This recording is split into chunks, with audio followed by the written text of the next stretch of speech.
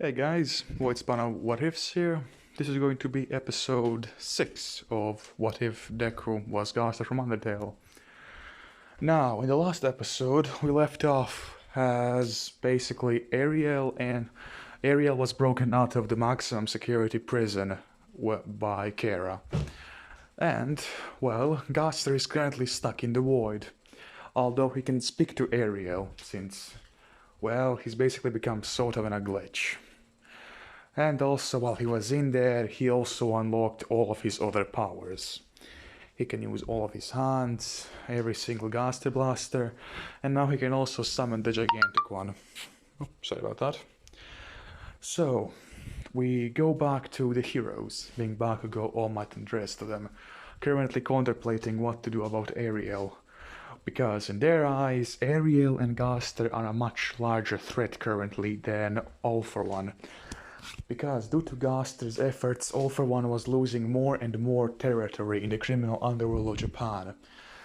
Basically, he went from 76% that he controlled to down to 21%, with over 63% being controlled by Gaster, and then the other ones being controlled by either the Yakuza, Mafia, or gangsters.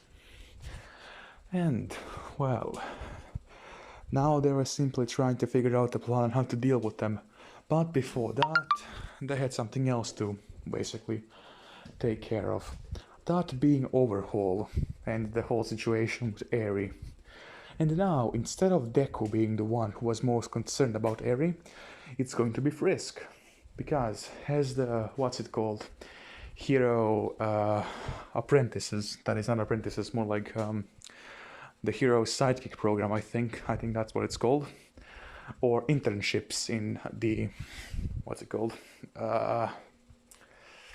those different hero-based associations or something like that. Basically go there. Instead of Deku and Mirio, it's going to be Frisk and Mirio. And well, one day they're basically going to meet Eri, just like in the anime. She's going to bump into Frisk. And well, Frisk, unlike Deku, wasn't letting go of Eri, which prompted Overhaul to use his quirk. But before he could do any significant damage, Frisk's determination to save Eri basically allowed her to get up to level 21. And well, because of that, she was able to basically use her red soul energy to, well, destroy the concrete, which Overhaul had sent her way by using his own quirk. Needless to say, Mirio went ahead and tried to attack him, but, well, he did succeed in one punch, but then, let's say a teleportation quirk user, which is a part of the Yakuza, simply teleports Overhaul out of there. He also tries to get Eri, but Frisk stops him. And well, Eri is taken back to, what's it called, the Night Eyes Association, along with, alright, I also forgot, crap, Bakugo is also there. Instead of Deku, there's going to be Frisk and Bakugo. Yeah. But anyways, as they take her there, Night Eye basically gets Ariel comfortable so that he can actually enjoy her stay there, because they saw by the number of scars she had that she didn't go through an easy life. Or, well, through an easy childhood, I should say more correctly. Although they do not know what her quirk is. They know that it has something to do with her horn, but they do not know what exactly. And then we go back to Ariel, who is currently making gains, basically attacking all of the different types of what's it called, associations, and basically everything else which All For One had. So basically she was attacking all of his remaining assets and winning, because she still had some of the amalgamates which Gaster made, or, well, Deku.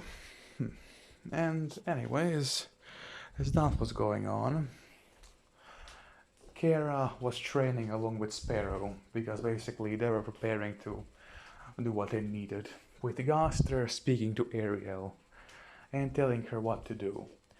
So they start creating a device.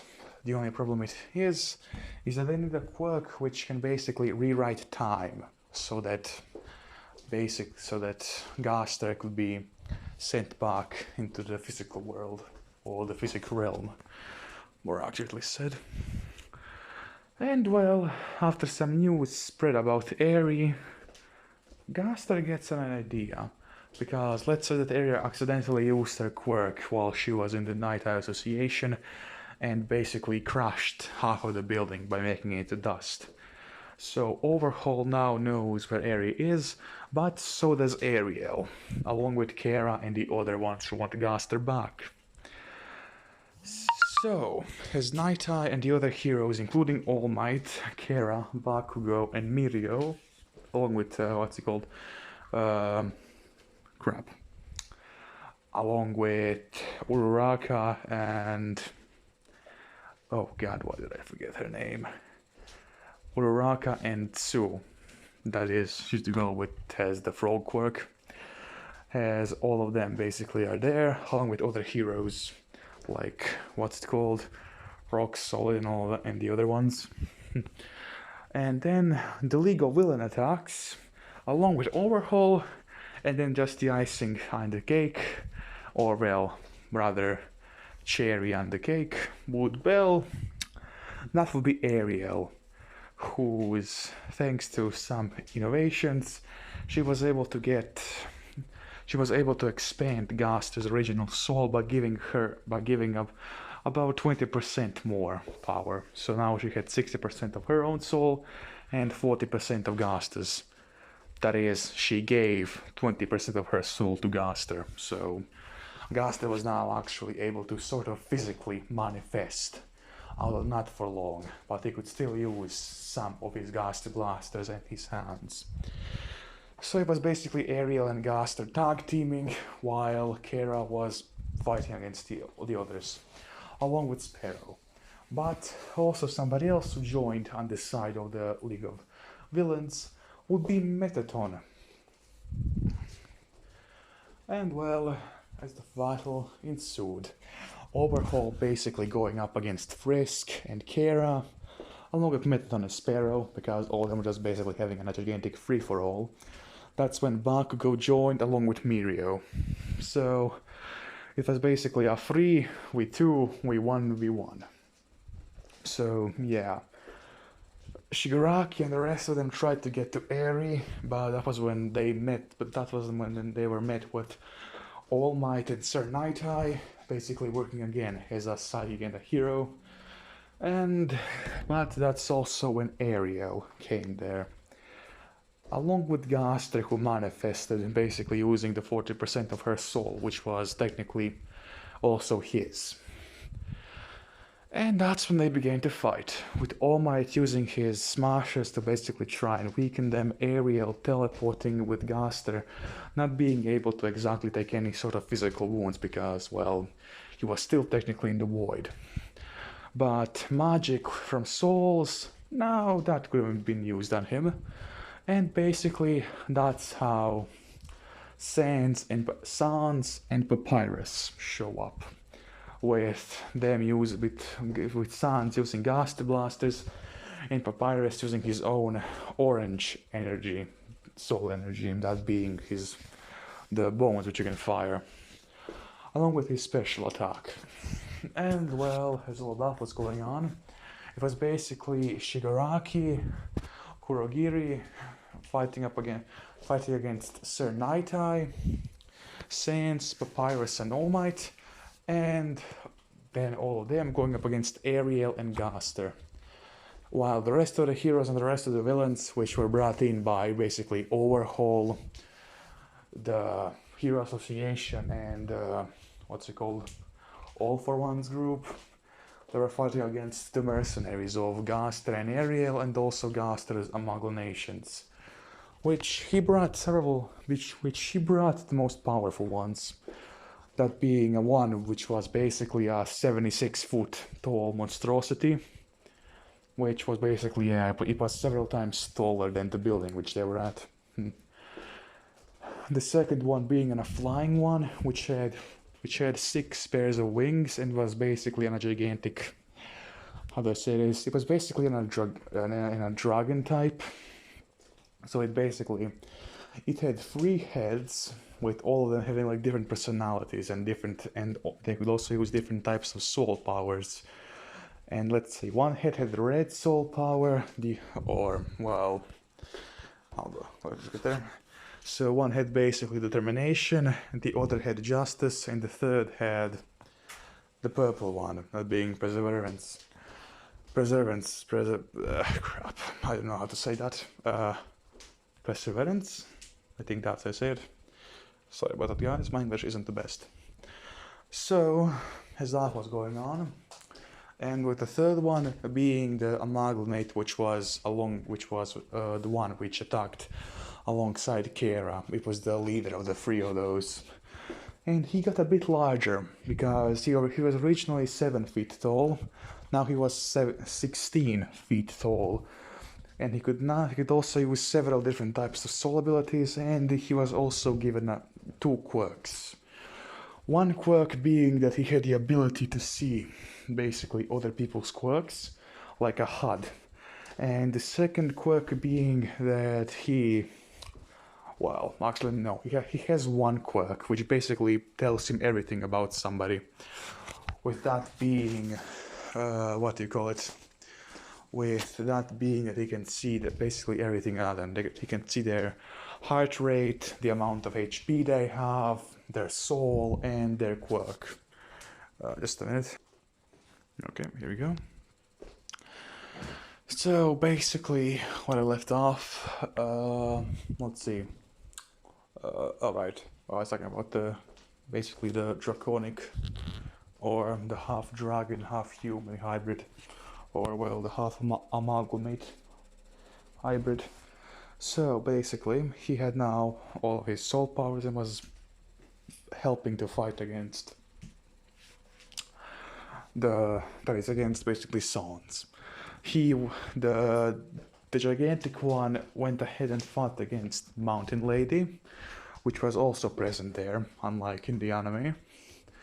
And let's see what else. The giant flying one, which was basically a dragon with 3 heads, and also had a serpent. Basically, it wasn't a snake with 3 heads, which also had 6 pairs of wings. So yeah, it was pretty, how do I say this? Pretty dangerous, seeing as it had used 3 different soul powers, and it also had 3 different quirks. The one quirk that from his left head he can shoot fire, from his right hand he can shoot ice, and from his middle head he can shoot energy blasts. So yeah, 3 quirks and 3 different soul powers. So not exactly easy to deal with. And as all that was going on, in all that confusion, All Might was basically launched by the Draconic one, which was the captain of the previous 3, which were suddenly killed by Shigaraki and Mettaton. And so, I'm just gonna wrap this up. And basically, as All Might got pushed away, Gaster quickly used his teleportation ability to take Eri. And after that, Overhaul, along with the League of Villains and the heroes, saw that Ariel had taken her. And just as soon as they arrived, portals opened up. The mercenaries, there was about 100 of them or so, basically mercenaries with weapons, which were firing at the police. The army, which was also currently present in almost every single major city and, large city of Japan, mainly because of Gaster's activities, because, taking dozens of people, making them into amalgamates, isn't exactly a subtle way to tell to the police and basically all the people of Japan, hello there, I will be experimenting on your people. Why? Meh. Basically like that. And they took Eri and basically started wrapping her to the machine. Although Eri did have a tracking device which was basically in the glass of water which she had taken, which was put by Sir Night-Eye. So they quickly went ahead and tried to get to the location, which was in the northern part of Japan, being like the island which was closest to Russia. That was where their private base of operations was. And well, it slowly started to get, how do I say this, working. It needed about several more hours to fully load up, or well, fully recalibrate. And at that time, the heroes, along with Overhaul, who was basically following them, were slowly getting to where they needed to go. And well,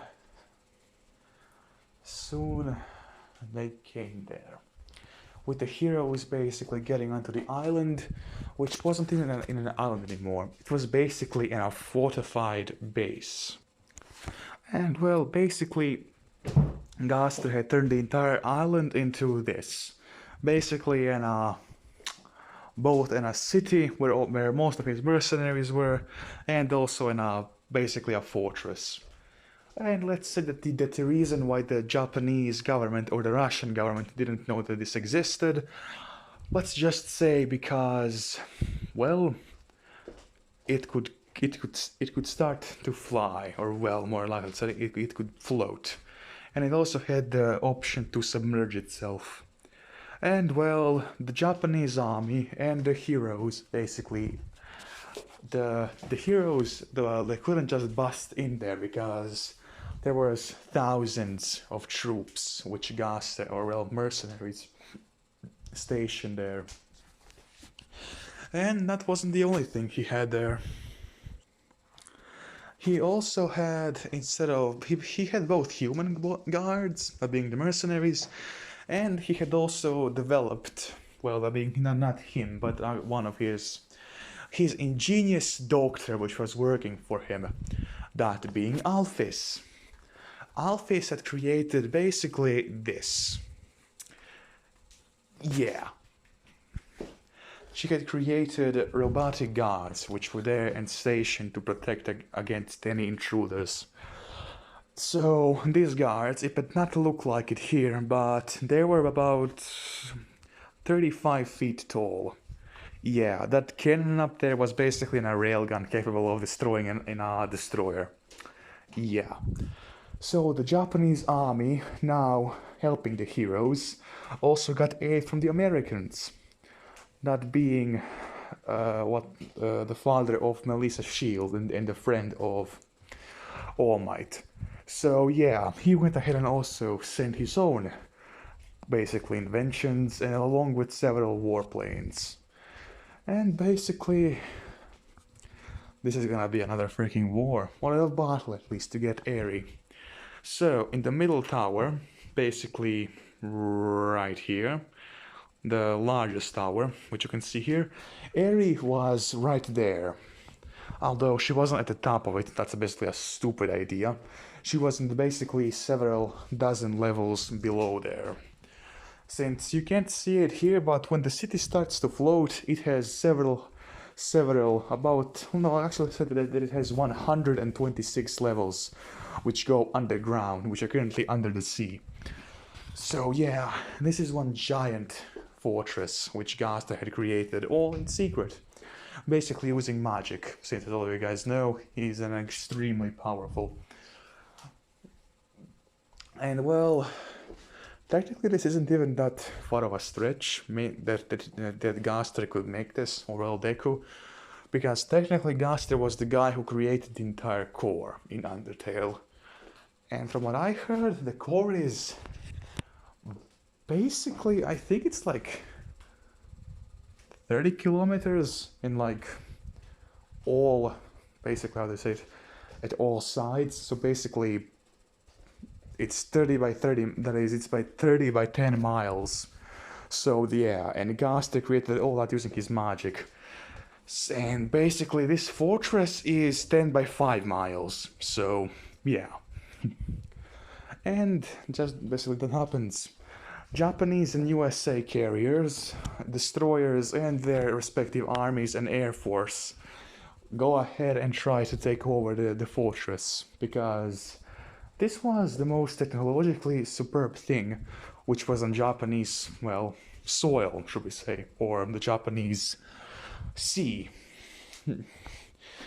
And the only things which would be considered more technologically superior would be basically the island, which crap, I'm not sure what his name was, the father of Melissa Shield.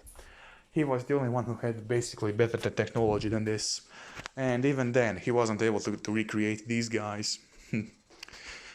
And well, as all that was going, the battle began. But it was a bit too late, as the device was activated, and you could just see a pure beam of energy just get shot out. Eri was used, and simply putting it, she was pretty useful, considering that now Gaster basically came back. And I hope you guys enjoyed the episode. I'm going to be ending it here. Yes, on a cliffhanger. I hope all of you guys enjoyed that. And well, see ya. Hope you had a good day and enjoy the video.